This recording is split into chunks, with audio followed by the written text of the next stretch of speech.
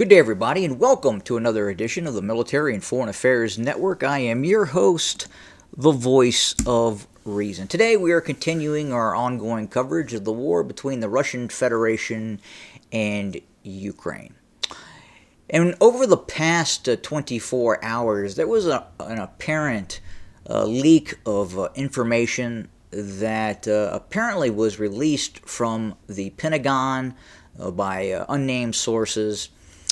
It's very interesting to see what is happening now in regards to the DoD, the Western powers, the United States, now trying to clean up the results of this leak, and at the same time trying to attempt damage control.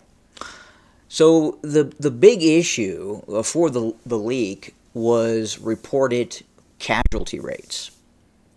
Now, before I talk about those casualty rates of both Ukrainian forces and Russian forces, the reason I tend to gravitate towards this leak being possibly somewhat true, being factual, is the result of over the course of the last year, the use of Russian air power, Russian cruise missiles, Russian artillery against targets throughout Ukraine.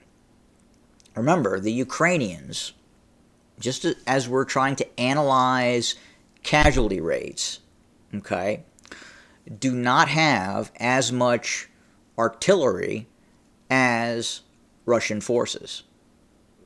The Russian forces are probably firing downrange anywhere from twice to 4 times the amount of artillery that the Ukrainians are firing downrange. Now, I will say that the Ukrainians having possession of HIMARS and some other systems give them enhanced lethality and enhanced accuracy.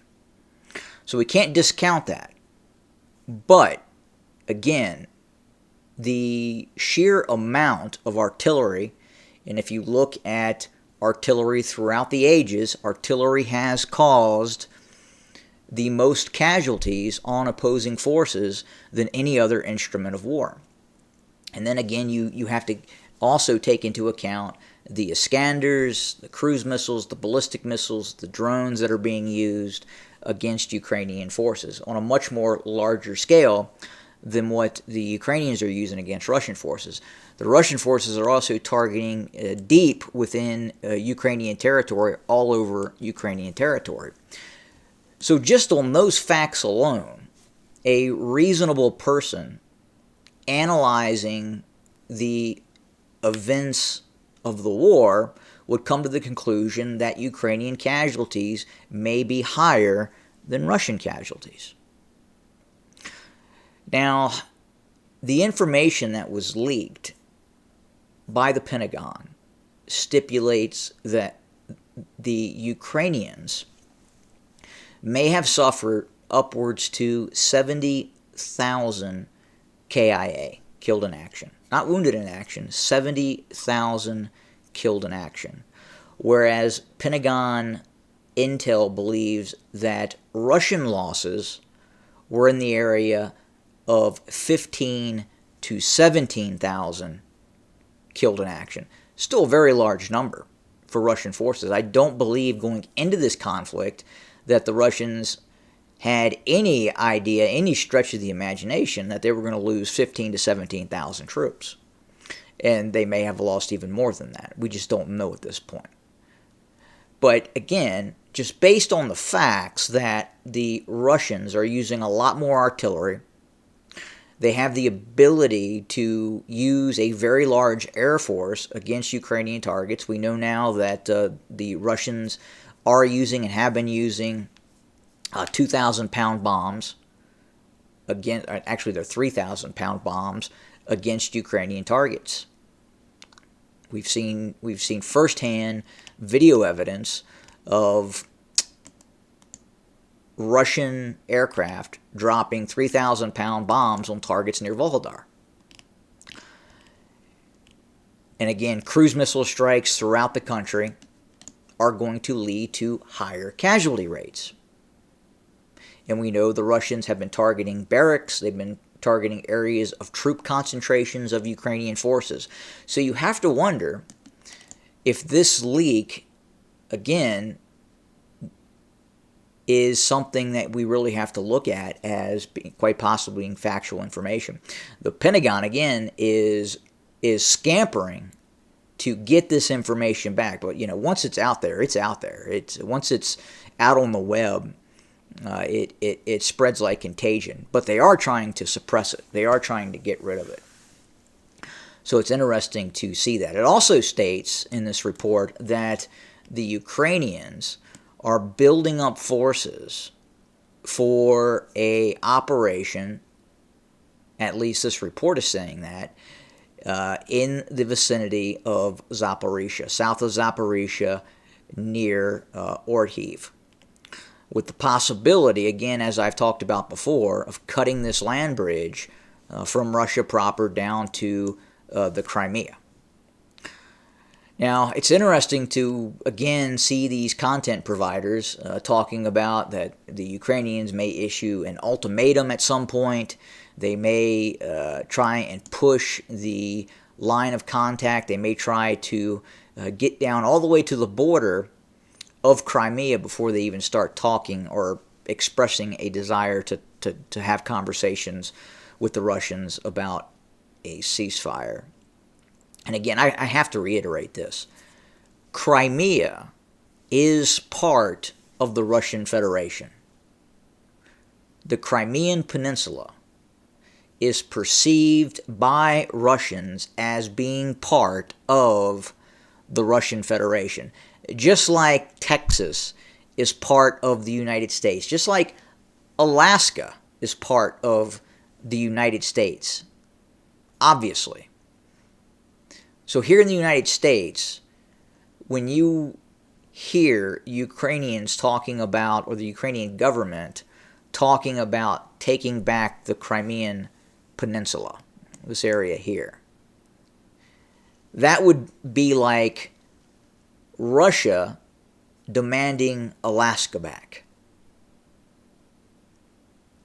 I know it's been a shorter period of time that the Russians have physically controlled Crimea since 2014, and then obviously they controlled it during the Soviet times. It was back in the 60s, Nikita Khrushchev, a Ukrainian, who handed over the Crimean Peninsula to Ukraine. But historically, Crimea has always been part of Russia. And more importantly, Russians perceive Crimea as being part of Russia. It's very important because then you look at the will to fight. And as I talked about before, I do not believe that the Ukrainians will ever get the Crimean Peninsula back. And again, if worse comes to worse, the Russians will use and or threaten to use tactical nuclear weapons against Ukrainian forces in order not to lose Crimea. In the report also is stating that 6 to 8 Ukrainian brigades may be ready by sometime in April to conduct offensive operations against Russian forces. It really does look like that the Ukrainians are looking at the area towards Melitopol. It does look like that is the area where Ukrainian forces are starting to mass and are starting to position themselves for further offensive operations. But again, ultimately, until this kicks off, we really don't know.